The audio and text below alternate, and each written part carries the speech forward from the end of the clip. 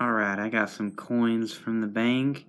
We're going to do a coin roll hunt. We got $250 in dimes and then a big box of quarters, $500. So I'm going to check for enders and then I'm going to get right into the hunt and bring you in on our first find. So this time looks a little bit different. So I'm going to open it and I'll let you know if it's silver or not.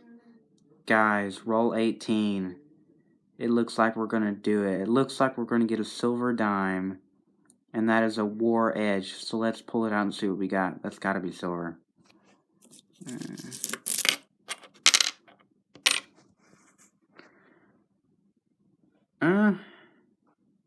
It's a 1958.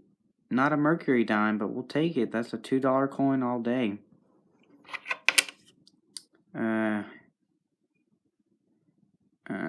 Looks like it's out of the Denver Mint. You can see to the left of the torch.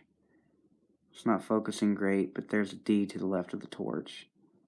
Well, alright, roll 18. I'll fill you in when we get another find.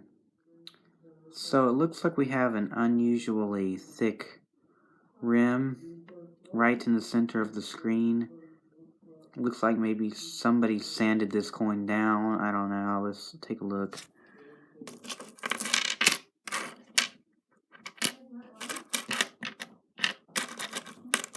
Oh, I found it.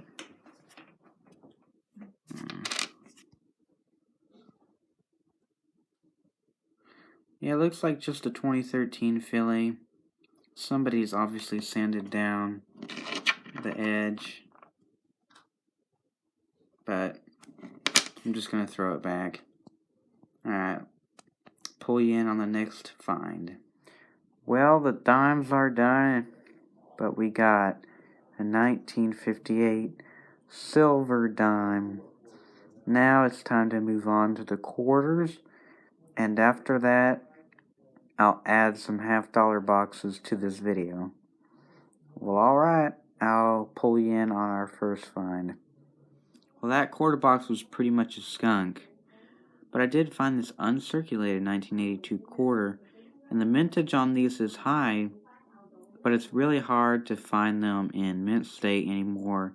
They're all circulated, and they did not make special mint sets or any sort of mint sets in 82 and 83. So, this has some value, and I will keep it, but it's the only find of the quarters. Well, when I see you next, I'll have some half-dollar boxes to go through. I'll see you then. Well, alright, we got some more coins to go through. As you can see, we got a couple boxes of halves. There's a penny box over there, and then we got nickels. We're going to start with the nickels. I'm going to look through all the enders on the boxes, and if we got any interesting enders, I will bring you in, but you'll see me when I am on my first find. Okay, roll number 1, we got a 1996 Canadian nickel. I'll just be throwing it back because I'll only be keeping Canadian nickels if they're pre-1983, because then they were actually minted in 99.9% nickel. Okay, see you on the next find. Alright, roll 2, we got a 2020 artificially toned nickel. Yeah, it's pink. There's the back. Well, I'll see you on our next find. Hopefully something a little more interesting. Well, we got something really awesome. The big P above Monticello means that this nickel is 35% silver. So these fetch about $1.50, maybe $2. Maybe $1. But anyway, 35% silver war nickel. So that's an awesome find. Well, I'll let you know if we find anything else interesting. So no other 40s or 50s finds. But for some reason, it looks like we're going to have another one of those war nickels. Let's just take a look. Oh, wow. An S mint mark. So the only thing this box has really given up is silver war nickels.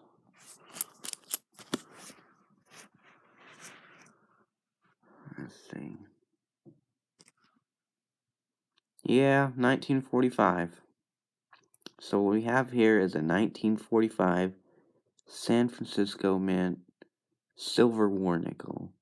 That is awesome. I'll bring you back in if we have more finds. Maybe it won't be silver, but we'll see. Well, next roll, we've got a 1946 nickel. Just an ordinary nickel, not really silver, but let's see the mint mark. Philly. We got a 1946 Philadelphia. See you on our next find. This roll has a bunch of dirt in it for some reason. Okay, we got another interesting thing. Just a 1998 Canadian nickel. I'm gonna throw it back. Next find. Okay, so a while later we have this nickel that looks pretty slick. And it's from Philadelphia, so let's flip it over and see what it is. Okay, 3, 2, 1.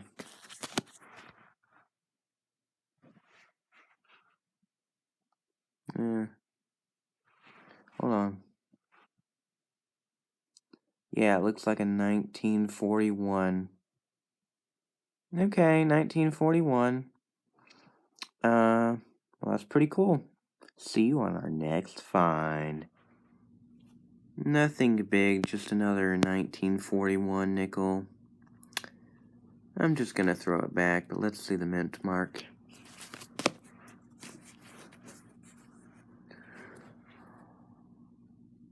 That's a clear picture, it's Philly. So it's a 1941 Philly. Hold on just a second. That's a bit clearer. Alright. Going back to the bank. It's taken 8 rolls, but we have our first wheat cent of the box. Let's see what the date is.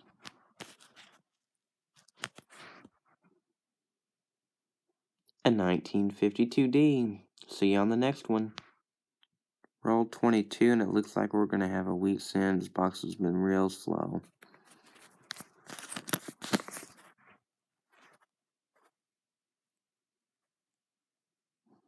Just a boring 1957D. See you on the next one, though. I'm optimistic. It's been incredibly slow, but we just got a 1963 Canadian penny, which is actually Younghead. The last year they did Younghead Canadian pennies was 64, so I'll be keeping this Canadian because it's, it's old enough. It's got the young portrait of the Queen. Queen's been alive a long time. Anyway, see you on the next find. Hopefully this box gives up more than 2 wheat pennies. Well, guys, no more wheat pennies, but another Younghead. But check out the date on this one.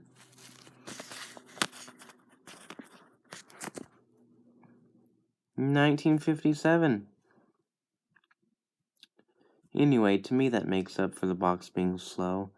I like these older Younghead Canadians. We just got a few rolls left. And after that, we will move on to the $50. The first find of the box is going to be a 1974 San Francisco clad proof. And it's an ender.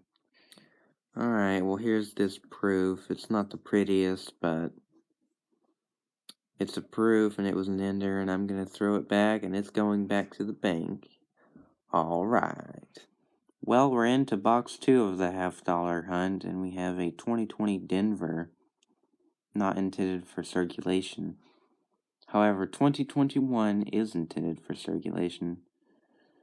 But anyway, I'll fill you in when we have our next find. Now we have a 2014 Philadelphia NISC, but it just goes back in the bin and back to the bank. Okay, the hunt is over now. I hope you enjoyed it, even though we didn't find anything in the $50. But maybe you can subscribe to my channel and I will release more cornrow hunting videos in the future. Take care.